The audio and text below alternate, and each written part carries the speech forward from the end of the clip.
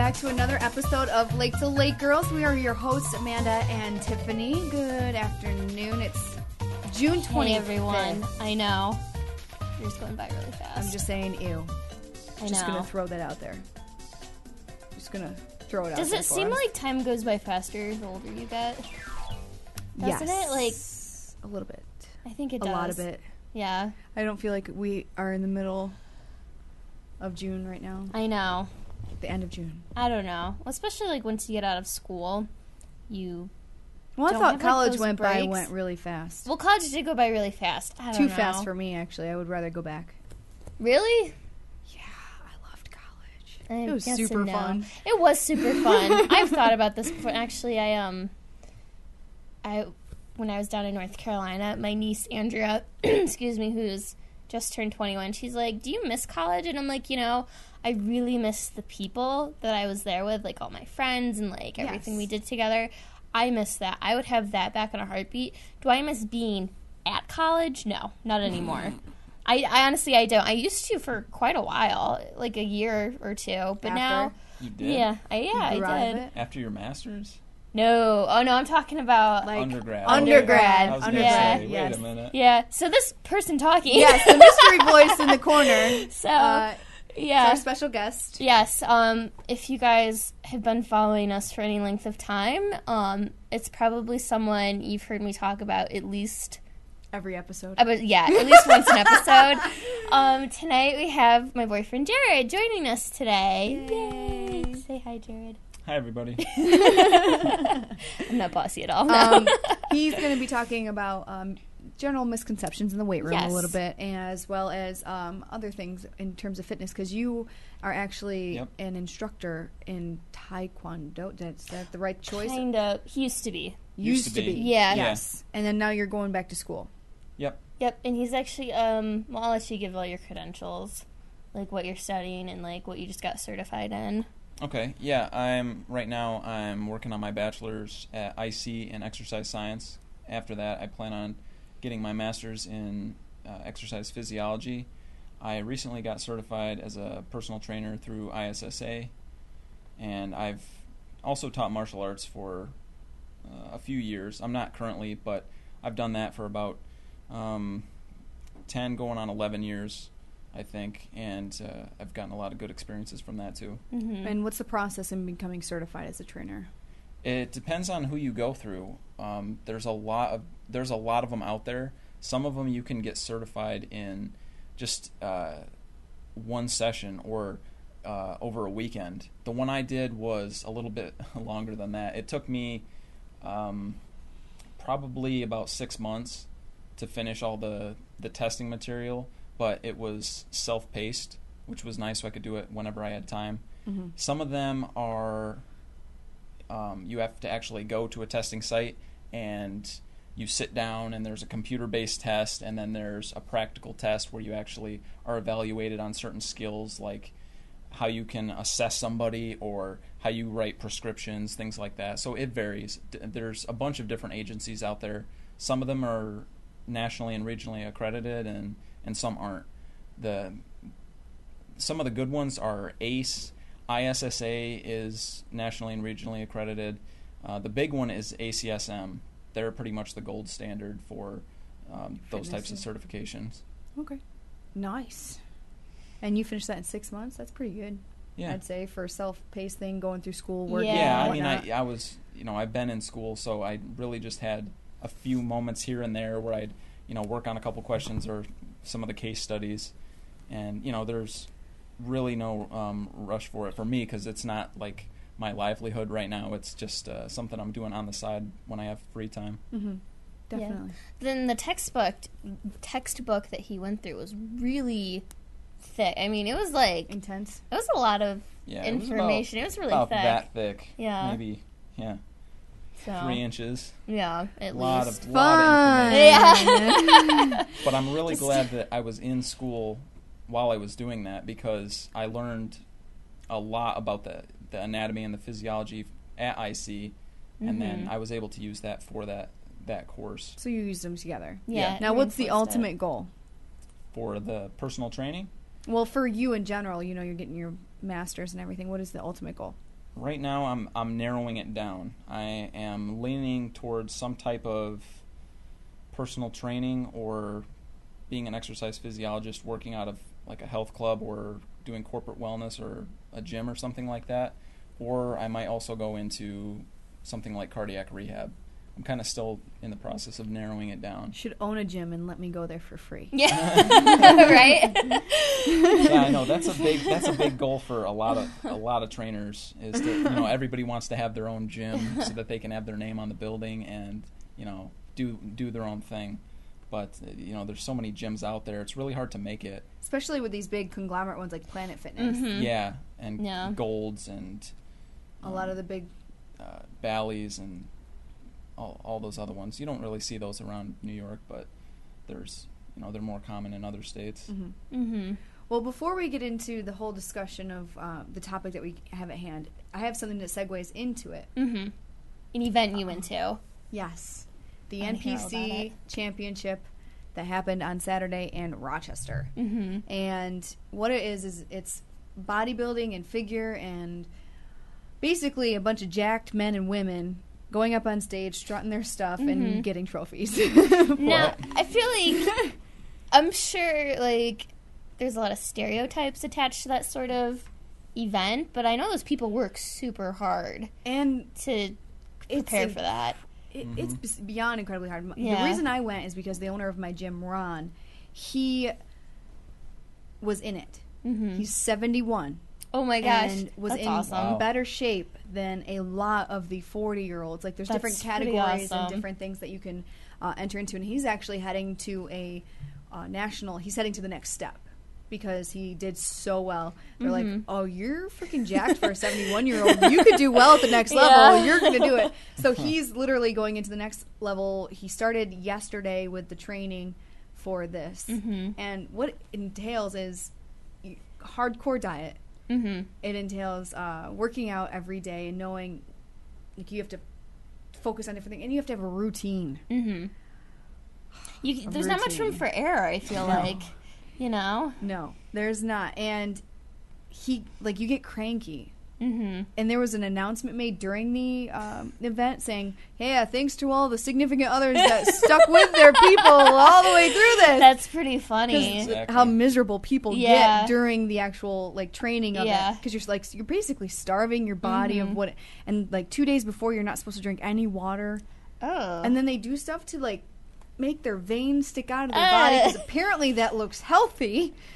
I don't know. It was just an eye opener for me. Yes, Like the creepy tan, like Oompa Loompa tan, like the color of this chair tan. like Oompa Loompa. Yeah, I've seen pictures, and I'm like, why do they look that color? It's because it shows their muscular tones better, and that is actually why they do that. It shows the contours. The darker you are, yes, the the more shadows are cast, and the more cut up you look. Yeah. So it's crazy. And That's it's why they also get as dark men as in possible. Speedos and women in bikinis. Now, there's also a misconception with these competitions for women because there is a feminine look that you go for, and then there's bodybuilding, which are women that look like men. Yeah. But the figure or the physique, I don't know, I get confused. I don't know. They have teeny polka dot bikini kind of bodies, and they strut their they have these sparkly bikinis on, and they look feminine still. It's more it's about athleticism or something. I'm not really sure. But then you get the men coming out in their Speedos and giant bodies where their arms don't even touch their sides anymore. They have to walk through doorways sideways. The old Mr. Olympia was there, and this man, he walked through the crowd, so he got to stand somewhat I was four seats in. He was in, and the man looked like he was the size of the Empire State Building. Oh my gosh. I can't even tell. I thought the guys that I work out with at the gym were big. Then you go there and you have these guys standing next to this guy. No. There was no comparison. I almost feel like it's like a full-time job. It is. I'd like to, be that committed to that sort of competition or that, sort of lifestyle. Like, that is your life. Actually, we have another one out of Waterloo. She is a teacher. And she is fierce beyond fierce. She's in great shape. Another thing I noticed, though, about these competitions is that the women have fake breasts. Yeah. Because they work out so Right. much. That Yeah. Because they're so that's low true. body fat. They're so, Yeah. there's nothing, fake breasts run rampant in this kind That of makes sense. kind of thing. Right. But, I mean, it was a lot of fun to watch, a lot of fun. It was entertaining. It felt really creepy checking out women the whole time. I and think it'd checking be out men like then. kind of like a fun event to go to. It is. Though, if you've never If you get a experienced chance, it. you Yeah. should go to one. Yeah. It's a lot of fun. But that brings us to a general misconception when you go to the Yes. gym, and that's what Jarod is here to talk about, right? So yeah, Yep. Jarod is here to set us straight. Do you get On a couple jacked like a things. man Yeah. as a woman going to the gym? But to say, yeah, I know quite a few women who, I don't want to work out. I don't want to use weights. Yeah, because I just do I don't wanna cardio. look like a man. Right. Is that a good voice? I love That's a very your good impression voice. of a woman as a woman. that I made me use laugh. weights, so I'm now. But you hear girls who, and I even thought this way before I knew you. Like, if you lift heavy weights or you work out with weights, you're gonna get like huge, and that Like a man. You'll become you'll a build, man's body. Man. Right. like, oh, I'll Man. just do like 5 pounds, like 2.5, pounds on each side. Working hard. Yeah. So set us straight. Tell us about that misconception. Well, the thing about when women want to look better, usually they go for the cardio machines. If they're working out in a gym, they're like, okay, I'm going to do cardio because most women want to lose weight. So they say, okay, I'm going to do that. And then they stay away from the weights because they think they're going to get muscles like a man, which isn't the case because women don't have the same amount of testosterone in their body as men do. And that's really what allows men to, build as much muscle as they can.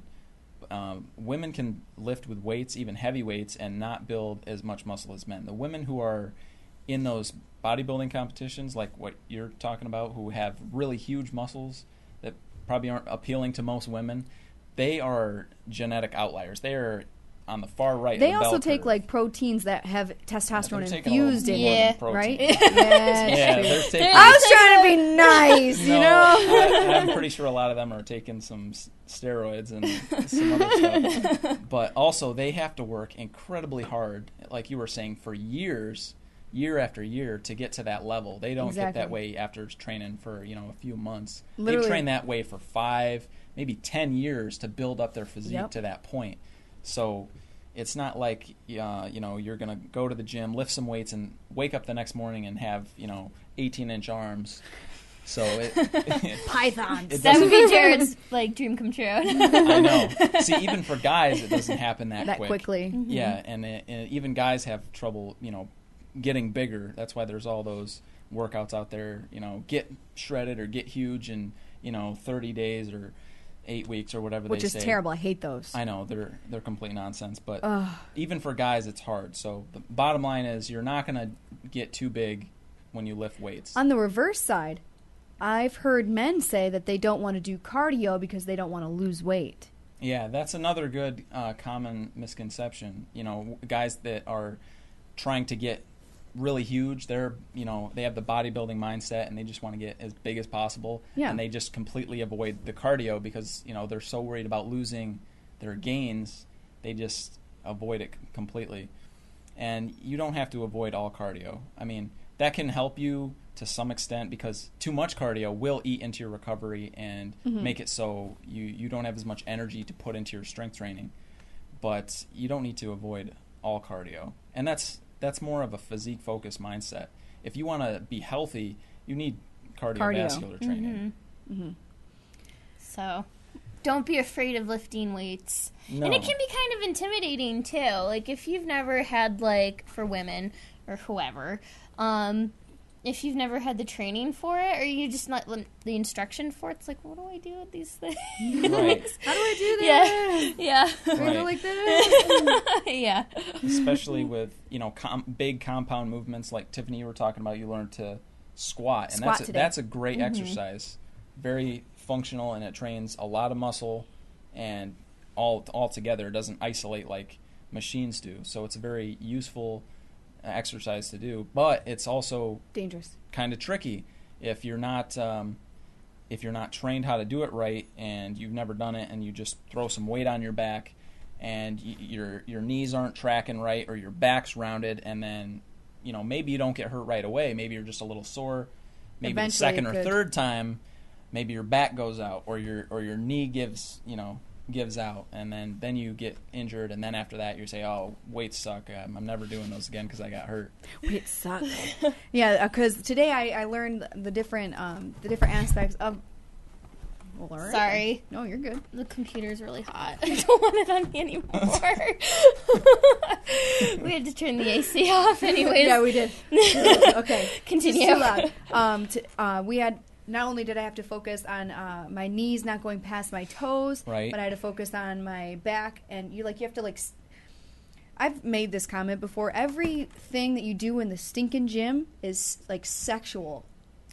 It is. If you think about it, grunts you got, and yes, and then the movements where you're like, okay, gotta stick my butt out. Gotta stick your butt out. Yeah. Exactly. That's good squat form, though. Yes, but that's what I mean. It's very derived from. Yes. Okay. I know what you mean. Yeah, you got it. Yeah. As a female, and you're sitting there, and you got your butt in the air, because and you're wearing skin tight, air. You're wearing skin tight clothes because you're exercising, like yoga pants and stuff. Yeah, it's a little different. But you had to stick your butt out. You have to keep your shoulders back. You can't let them cower forward. Yep. And you have to stick the bar on a certain point, like right here on your neck.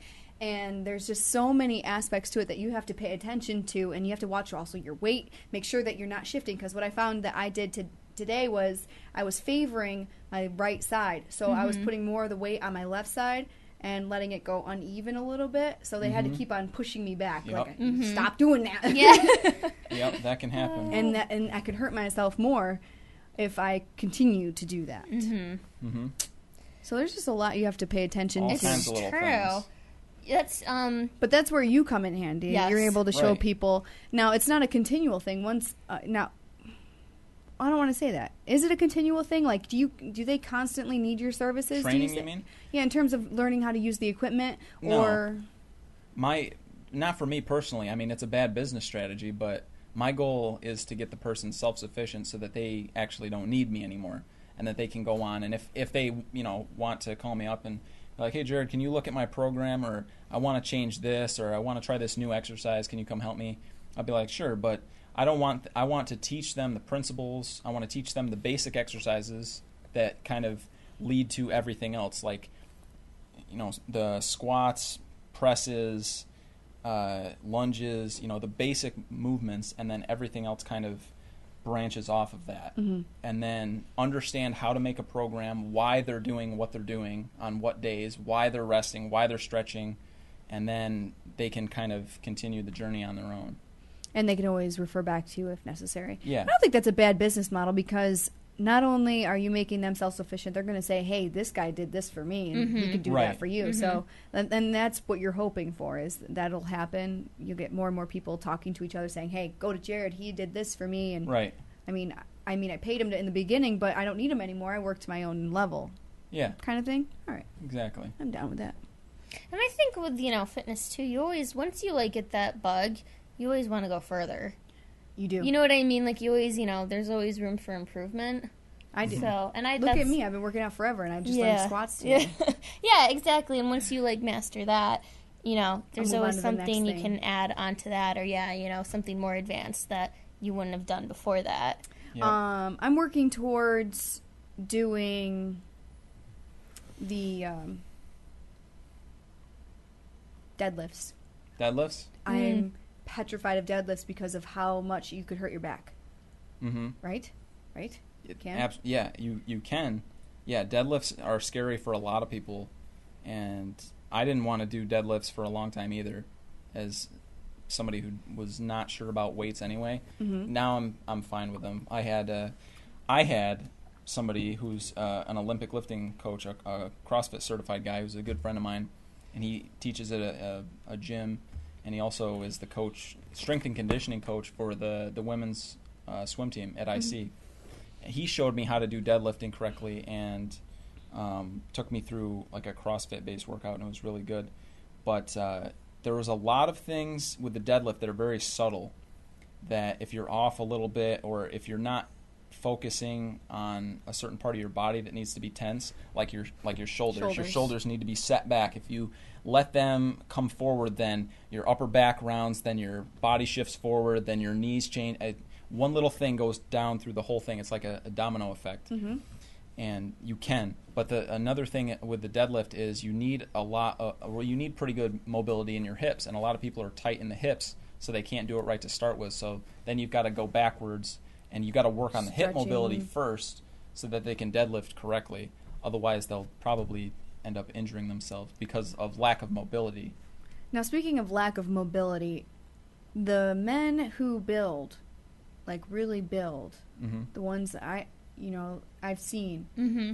they are not mobile. Can't touch No. the toes. They can't touch the toes. They can't do a lot of things. Now, Right. that's not good, right?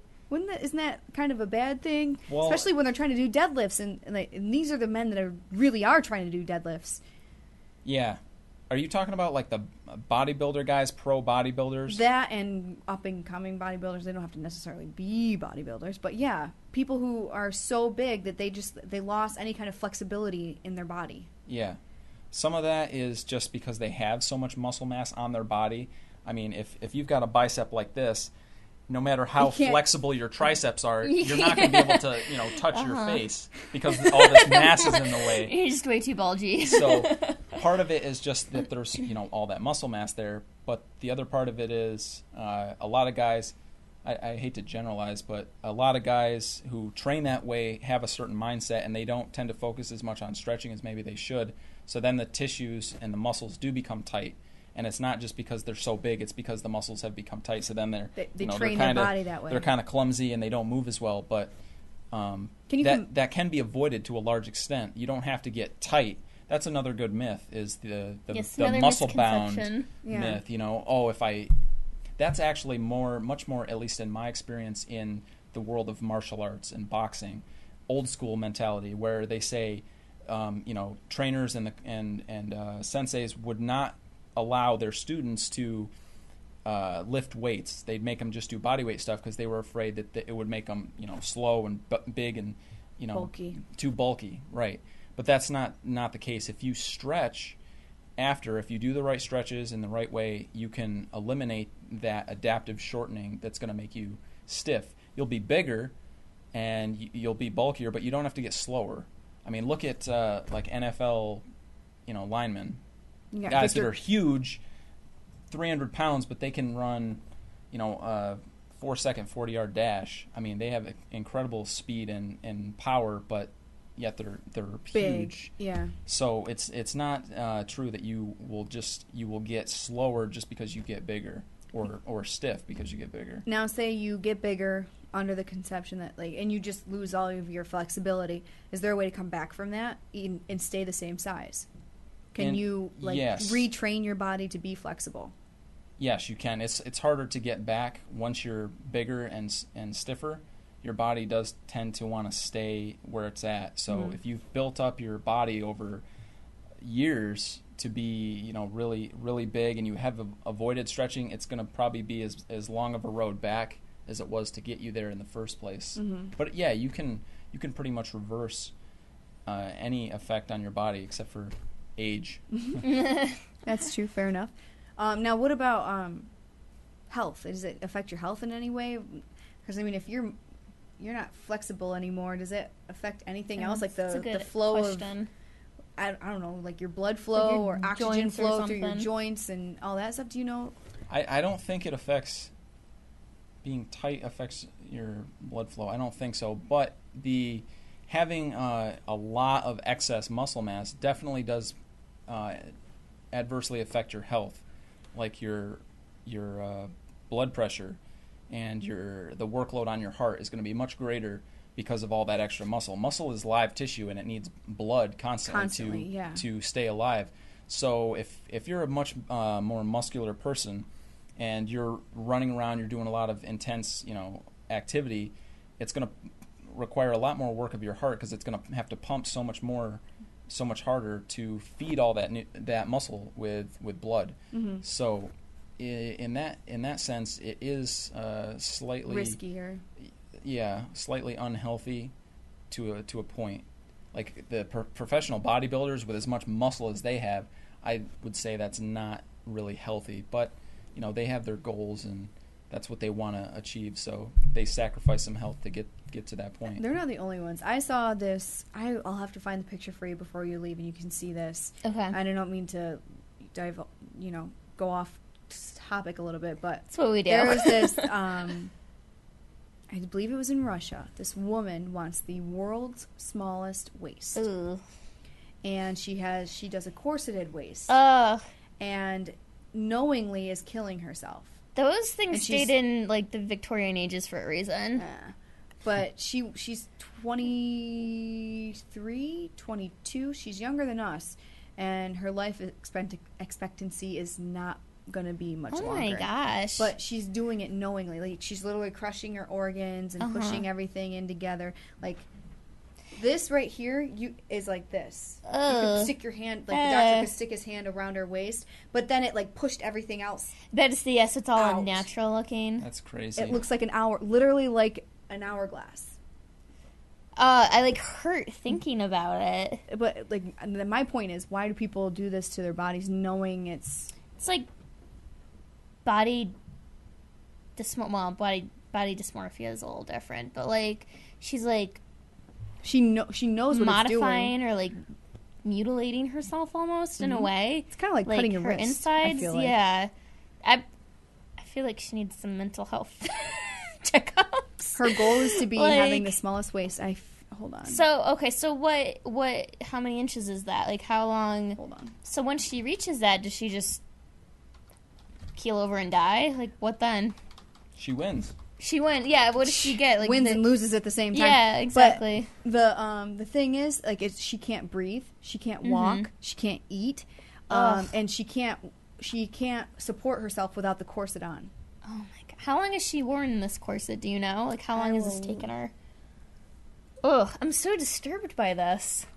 Yeah, I'm telling you. Oh, okay. This is the previous woman who had the world's. Kind of see it. You from can here. see it, sort of. Yeah. She's the previous one. That's how small her waist is. Yeah. But I don't know where the picture is of the newest one. Oh wait, here we go. Woman trying for the world's smallest waist will haunt your dreams. Okay, put your headphones on. I would just say I don't sleep very well as it is. You can put your headphones on. That's an advertisement. We will wait for a second. Select area.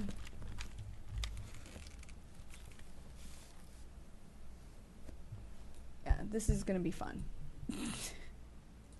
Okay, because I don't remember where I saw this or who showed this to me, but I wanted to throw up. Okay.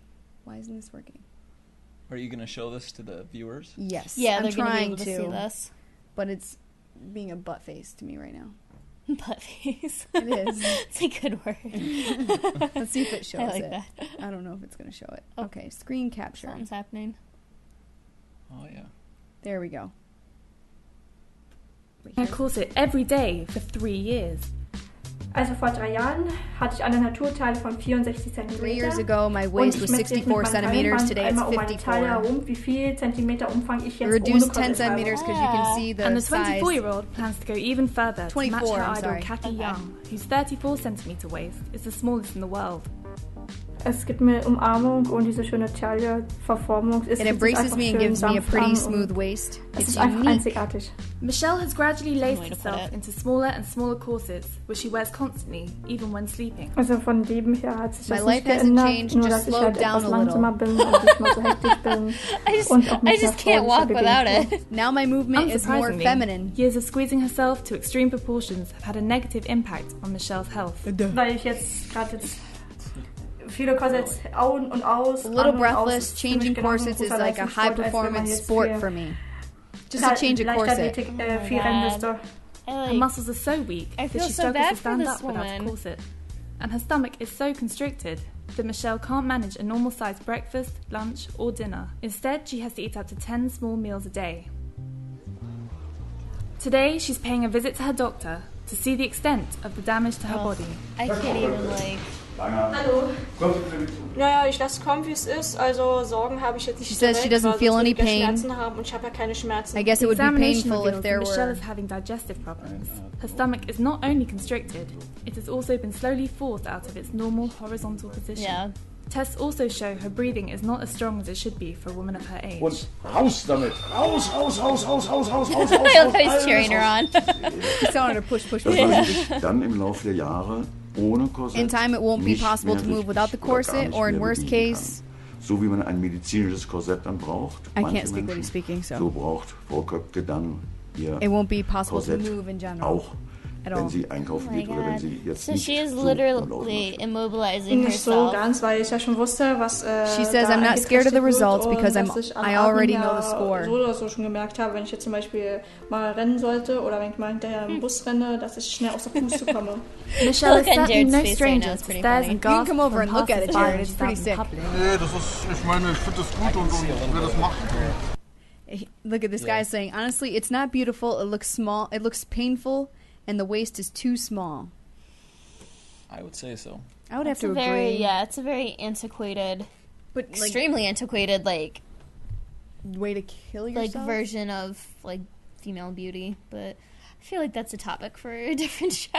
It is. Agreed. But I just wanted to point out That- people are willing to go to the yeah, extremes the to get lengths. these results. Ideal bodies. Ooh, what do you what- tell those people? I think that you can see that in other areas of fitness too. I mean, not that that's fitness, but as it relates to fitness, people sacrifice a lot to get to the elite levels, like in bodybuilding or in powerlifting or strongman competition. Those guys are, incredible at their sport, but they give up a lot of their health to get to that level. Like there's been quite a few strongmen over the years who have died very young, in their 40s 'Cause they're from not nutrition. heart failure, just because of the incredible amount of stress they put on their body when they're lifting thousands of pounds. All of that stress on the muscles. Whenever you contract your muscles that hard, and like the Atlas stone, they have to bend over and pick up those huge stones and lift them up and put them on. Yeah, that's right. I the forgot platform. about those. Or yeah. they pick up the front of cars, or they get in that harness and they pull a plane, or things like that.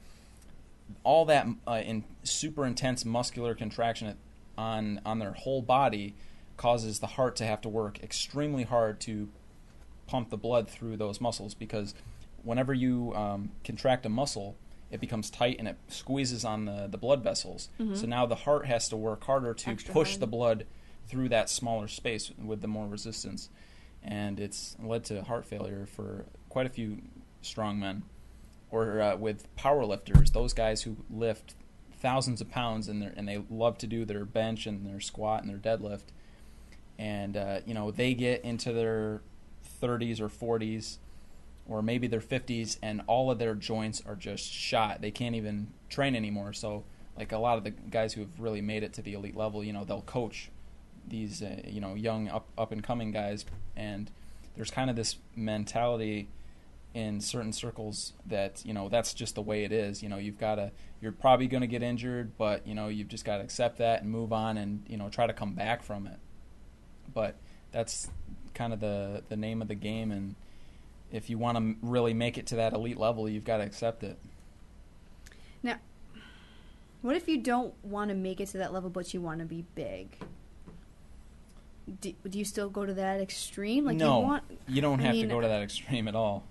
I mean, I'm just wondering, what is the line for people? Like, what? Where do you draw the line? I don't know. I think That's everybody has to find their own. I mean, if you're purely physique oriented and you want to be big, you can get pretty big by lifting, light to medium heavy weights, and that's relative to you. Lifting something that you can, barely lift, maybe 8 to 10 times or 8 to 12. That's a rough estimate, and it's a little different for everybody. But Yeah, you don't have to lift, 1 rep max. like powerlifters do, where for singles, like they'll go up to the bar, they'll load it with enough weight so that they can only lift it one time, and they'll lift it, and it takes pretty much everything they got. They'll drop it, and then they'll go rest for 5 minutes so they can get all their strength back, and they'll do another single, and they'll do 5-10 singles, and that'll be their deadlift workout. That puts a lot more stress on the body than doing 3 sets of 10 to 12 reps, because the weight's going to be a lot lighter. But you can still get bigger that way. You don't have to lift super heavy weight to get bigger. Yeah.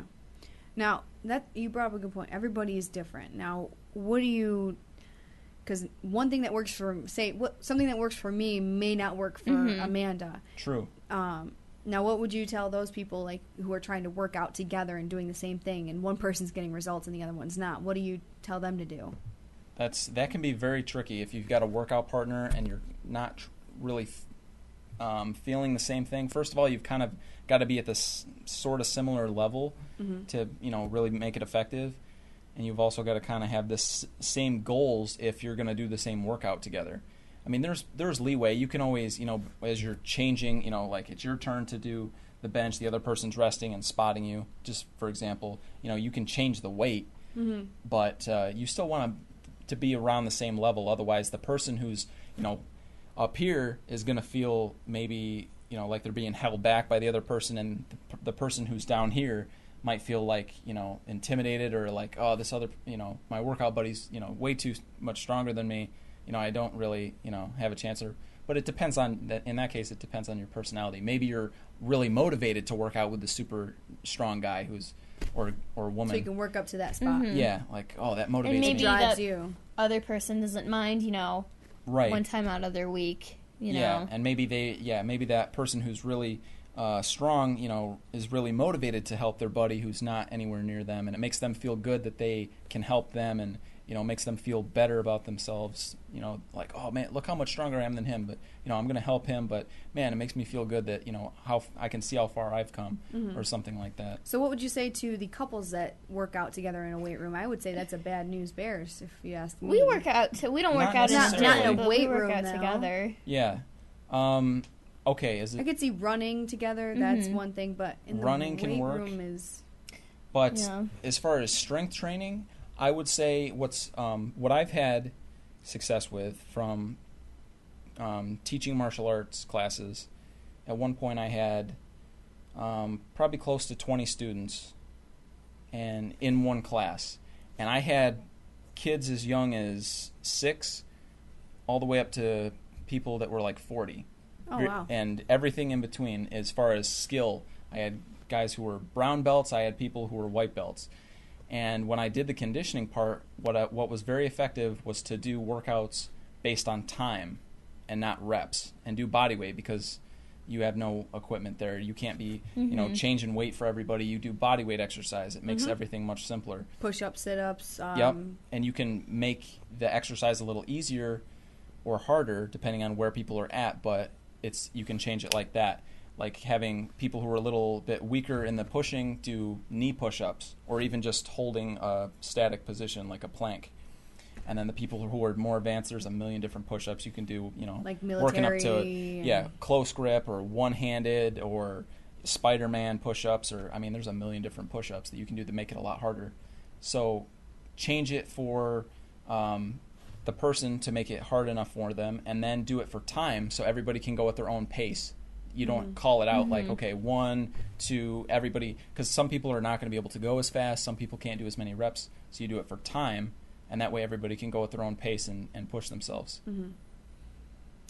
See, I can't do that with my soccer girls. I have to do it for reps, because you'll get those, I just want to do 1, I just want to do 2. Yeah. So it's a little different for my kids. It's a little different, but... yeah, that can be a pitfall.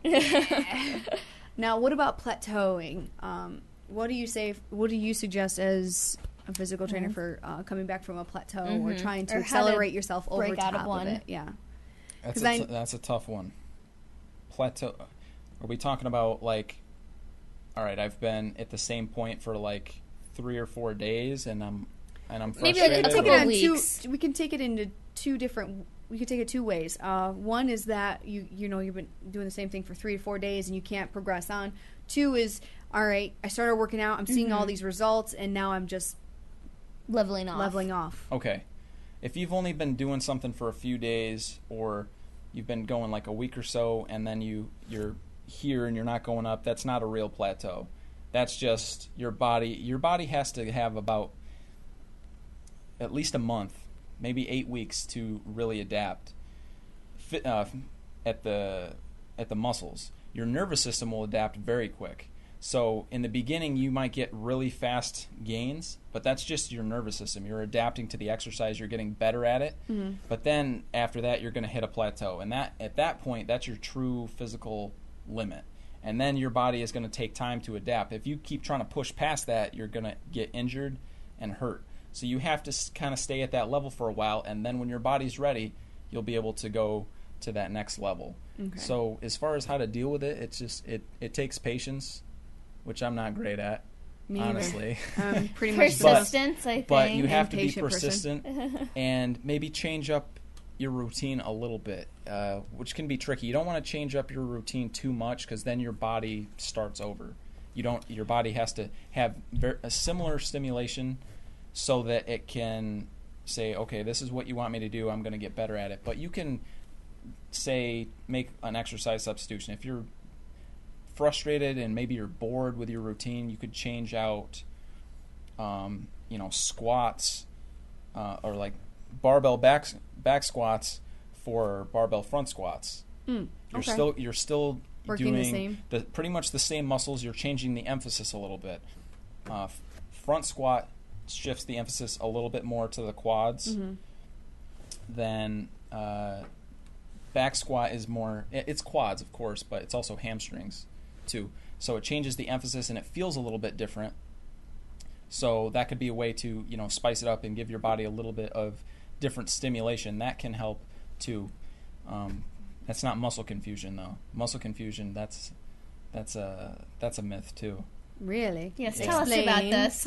Yes, muscle please. confusion, popularized by Tony Horton. Yep. Via P90X. Muscle confusion. Muscle confusion. What he's talking about, the only grain of truth in that is what's called periodization, which has been around forever, and he calls it muscle confusion.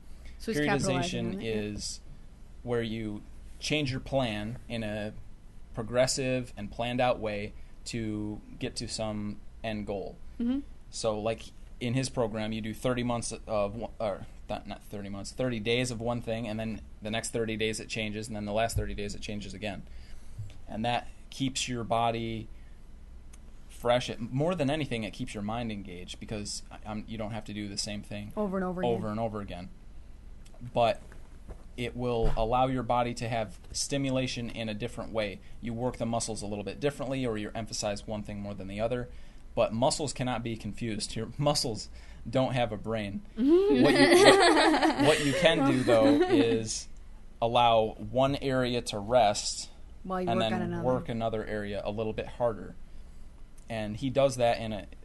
P90X is a pretty decent program, honestly. If you can... keep up with it. Stick with it. Yeah, stay with it. You already have to be in pretty good shape. Epic failure over here. To start it, because it's very demanding. I mean, you work out every single day for at least an hour. I've done it in the past. Oh, that's something I want to talk about too. Is the misconception that you have to work out for an hour, 2 hours every day to get results. Yes. Talk to us about high-intensity interval training a little bit and how that plays into it. Yeah, I'm a big fan of that, interval training, as opposed to long, slow duration or LSD type running. They call it long, slow duration. Most people think if they're going to do cardio, they have to do, they have to go run 5-6 miles or run for an hour to get fat loss results. Which that's one way to do it, but most people cannot handle that kind of impact on their knees, especially if there's somebody just starting out who's out of shape, because there's going to be, probably a knee injury in there somewhere. Interval training has been shown. I mean, I cannot quote any studies for you, but if you just want to go Google some studies that have been done, there's been tons of studies done that have shown short, high-intensity interval training is much more effective than steady-state cardio for fat loss. Yeah. I have to concur, because in basketball we do high interval, like high intensity interval training. It's sprints constantly, up and down stairs, up and down the court, and everything. Short, quick bursts. And I honestly, when I was in college, I got to an unhealthy weight because of how much we were running and sprinting and how much weight I was actually losing, versus I go run every day, 1.5 miles, 2 miles, depending on my day, and I'm pretty much, steady as we go. Yeah. So I think that shows too. Now, if you want to train for a half marathon, a marathon, you're going to have to put in those miles. Yeah, not going to work. That's a different goal. No. But for, like, weight loss and, like, fat burning, you don't have... Endurance versus burn, right? Yeah, and Jared's told me before, running is not an effective weight loss strategy. Just to run? It can be for some people, but it doesn't always work for what you want to get out of it. Running will make you a smaller version of yourself. Yeah. It'll make you very straight up and down, whether you're a guy or a girl. So if you're a guy and you want to have that V taper, if you want to have muscles, or if you're a girl and you want to have curves in the right spots, you're going to need to strength train. Otherwise, you're going to be just basically flat a rail. Up and down, yeah. Yeah. So cardio will make you lose fat, but it'll also make you lose muscle. And I know that from personal experience, as well as seeing a bunch of other people who have done, gotten into running programs. Well, that's why these track runners are just like this big. Yeah, round. they're like little wisps of people. Yeah. And that's the way your body adapts to it. Whatever stress you put on your body will try to make you better at that activity. And muscle is heavy. Muscle is actually heavier than fat. Yep, I mean, we've talked about that. Yeah. It's more dense. Yeah. Yes. It's more dense. And your body needs a very minimal amount of muscle to run, because we're built for running or for, walking. So we don't need a lot of muscle to do it. Our bodies are very efficient at it. So your body will shed as much weight, extra weight as it can, including muscle, to make you a better runner. So that's why if you look at marathon runners, guys who do that, or girls all the time, they are very thin. Yes. And kind of unhealthy looking, and they're kind of even creepy. And they're kind of even a little bit flabby around the middle. I'd like kind to of say, paunchy. I'm sure. I mean, they're probably in excellent cardiovascular shape, but it's almost like a skinny fat, like right. You were saying, like the kind of flabby. Yeah. This is coming out wrong, but not all I get of them, what and you're I'm not saying. making fun of I get what you're saying. Marathon runners. No, I mean, definitely not. That's a great accomplishment. I mean, I couldn't do that. Yeah, me either. But if somebody wants to be healthy, I don't recommend and like marathon super cut and marathon training. Super toned. Yeah. Yeah. It's unnecessary. That kind of mileage and abuse on your joints is not going to be the best way to get healthy, in my opinion. If you just want to lose fat and look good, interval training will get you there in a much shorter amount of time and be much less cumulative stress on your knees joints. and ankles and hips.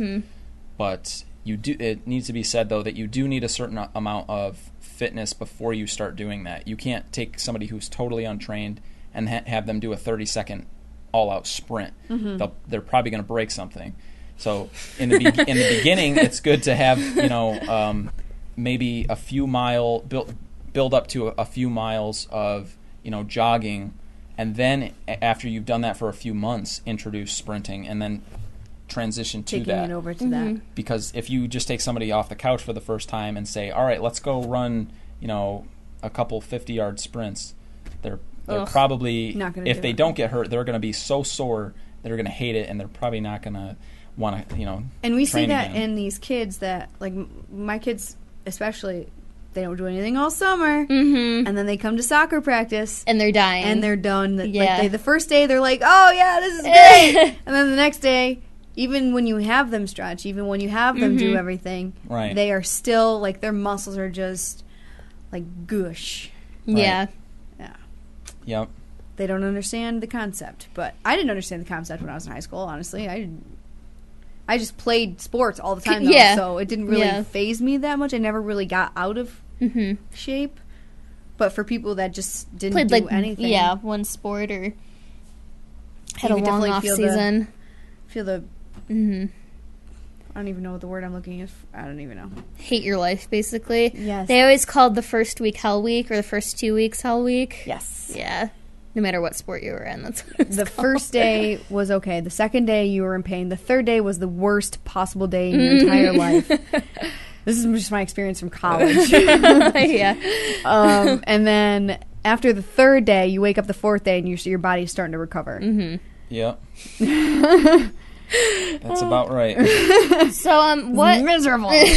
what other like health or like fitness misconceptions can you tell us about? I don't know what time we're at. We're at 6:51. Oh, there's a huge clock right there. No big deal. Gotcha, Guys. I think we covered most of the ones that I had. Are Okay. there any that you two can think of that you might want to address? I don't know. Meh. Meh. I think we got them all. I would I just asked say, all the questions. I was asking questions all that came to my head. There's more. I know there's more Yeah. out there. Well, Jarod actually has a blog where he posts videos and routines. I don't know how many routines you've put up recently, but I only have 2 right now, but Yeah. more to come. but What's your blog? articles about like motivation and like goal setting and all sorts of cool stuff. So if you want to tell them Yeah, what it it's is. everythingbutthegym.com. I came up with the name. You did. I did. Great name. I came up with the name. You're very good at that, though, by the I way. remember you. when we were trying to figure out what I was going to call it, and you said, "Oh, how about everything but the gym?" And I was like, "Oh, that's good. I'm going to use that." I was like, you better give me royalties when this is out.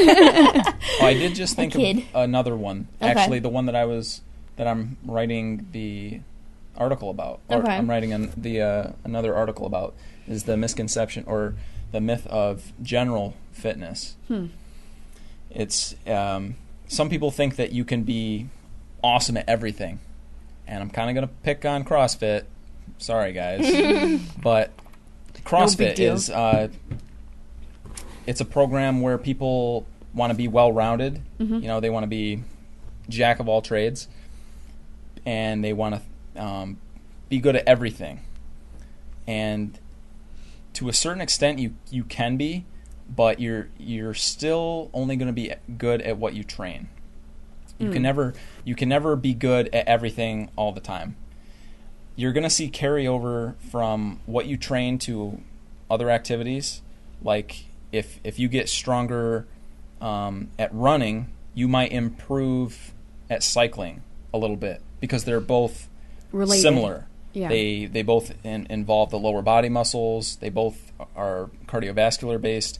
But if you want to be Lance Armstrong, you've got to cycle. You're not going to get there by running all the time. You've got to get on the bike. You've got to train those specific muscles in that way for cycling.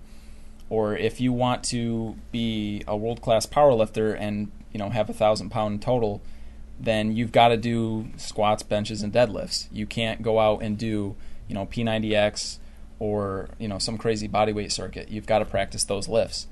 So CrossFit tries to have people be well-rounded, which I think is great, and they have a lot of good training ideas. They have people do functional movements. It's good for a base. Yeah, but you will only ever be good at what you train, and the more things that you try to train, the less good at each thing you will be. You only have so much energy and time and resources in your body to adapt to this and this and this and this. The thinner you spread yourself, the less you're going to be able to specialize in each of those things. So that's okay. That's kind of my approach, or it has been for the last 10 years, is to, I want to do this and this and this and this, and I'm kind of above average, just a little bit above average at most things. But I'm not great at any one thing. So that old cliche, jack of all trades, master of none, Yes. sort of thing. Exactly. Oh. So it's important to understand that Good reference. if you want to be really good at one thing, or a sport or an activity, you have to focus your training towards that goal and not just Makes do a bunch sense. of random stuff. Yep. Like CrossFit can be a really good base, And it will also train you for the sport of CrossFit, because CrossFit is also a sport like the CrossFit Games. Who knew? I did not know that. You've never heard of the CrossFit Games? They have they get together and they have competitions these on events like ESPN and stuff. Yeah, They're kind of crazy. ESPN. They're pretty cool to watch. Based on CrossFit. I mean, they have people. They go out and they swim, and then they run, and then and then they have to do a certain amount of pull-ups and push-ups and clean and press. It's all stuff that they do in CrossFit that they train for. But if you want to be good at whatever it is, any one thing, you've got to train for that one thing. Don't think that you can just do a bunch of stuff or do CrossFit or cross-train and then be awesome at everything. You won't. You'll just be you'll be, pretty good at whatever you practice, but you won't be great at any one thing. That makes sense, though, because if you think about it, no NBA player's trying to go out and be friggin' an Olympic swimmer or something like that. Something like that. Yeah. Right. So that makes sense. But what do you say to the people who are in like a triathlon? You're going to be good at each of these events, but you're not going to be great at any one, right? Well, try it. Is that true? Yeah. If in triathlon you have to train those three events, right? Bike, run, swim, and that would be a good thing to compare against. Just if you were just a cyclist, you're going to have to bike and you're going to have to run and swim for a triathlon. And you'll probably be pretty good at doing the cycling, but you're not going to be as good at cycling as if you just trained cycling. If you devoted all the energy you're putting towards those three together yes. towards cycling just itself. You would be much better at cycling. Yeah. But you wouldn't be as good at running and swimming. I find that interesting. I like it. Yeah. So it's just a question of what your goals are, what you want to get good at, and how you want to manage your time and energy. But the more things you try to be good at, the less likely. The less good you're going to be at all those things. So, say someone like me, I don't really have a goal of like being able to run a marathon. Well, that's what I said too. I'm like, I just want to be like fit and skinny. I just want to look good. Right. Like being fit, having a general wanting to be fit. It's okay to do a little bit of everything. Absolutely. So that's when it's a good strategy. Fit. Yeah. Is to cross train is if okay, I just want to. I'm not sure what I want yet, maybe, or I just want to lose some weight, and I just like to, keep moving. Cross training, doing all these different things. Like, okay, on this day I'm going to go hike. On this day I'm going to lift weights. On this day I'm going to do bodyweight stuff. On this day I'm going to go kayaking or paddleboarding, whatever. That is going to keep you interested, and if that's how you stay motivated to exercise, that's much better than saying, all right, I'm going to do this program and I'm going to do this and this and this and and then you burn out and you say, all right, screw exercise.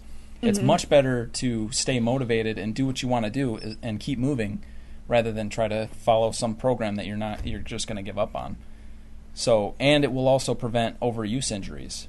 If you're doing the same exact routine all the time, you're going to get probably some tendonitis somewhere or bursitis, some type of overuse injury. So it can help with that too.